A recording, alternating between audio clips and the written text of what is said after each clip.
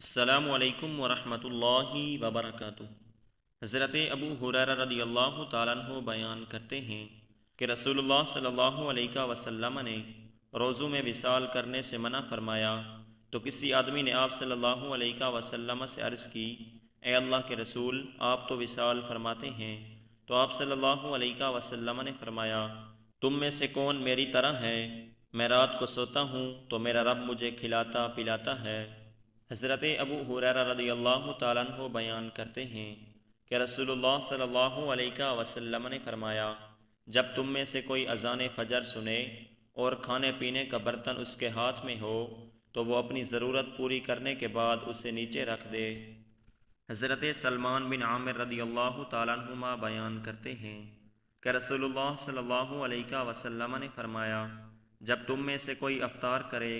تو وہ کھجور سے افطار کرے، کیونکہ وہ باعث برکت ہے، اگر وہ نہ پائے تو پھر پانی سے افطار کر لے، کیونکہ وہ باعث طہارت ہے۔ حضرت انس رضی اللہ تعالیٰ عنہ بیان کرتے ہیں کہ حضور صلی اللہ علیہ وسلم نماز مغرب پڑھنے سے پہلے چند تازہ کھجوروں سے افطار کیا کرتے تھے، اگر تازہ کھجوریں نہ ہوتیں تو پھر چند چھوہاروں سے، اور اگر چھوہارے نہ ہوتے تو پھر پانی کے چند گھونٹ پی لیا کرتے تھے۔ حضرت زید بن خالد رضی اللہ تعالیٰ عنہما بیان کرتے ہیں کہ رسول اللہ صلی اللہ علیہ وسلم نے فرمایا، جو شخص کسی روزے دار کو افطار کرائے یا کسی مجاہد کی تیاری کرا دے تو اسے بھی اس روزے دار یا مجاہد کی مثل اجر ملتا ہے۔ حضرت ابو ہریرہ رضی اللہ تعالیٰ عنہ بیان کرتے ہیں کہ رسول اللہ صلی اللہ علیہ وسلم نے فرمایا، مومن کی بہترین سحری کھجور ہے۔ حضرت ابو ہریرہ رضی اللہ تعالیٰ عنہ بیان کرتے ہیں کہ رسول اللہ صلی اللہ علیہ وسلم نے فرمایا، جو شخص روزے کی حالت میں بھی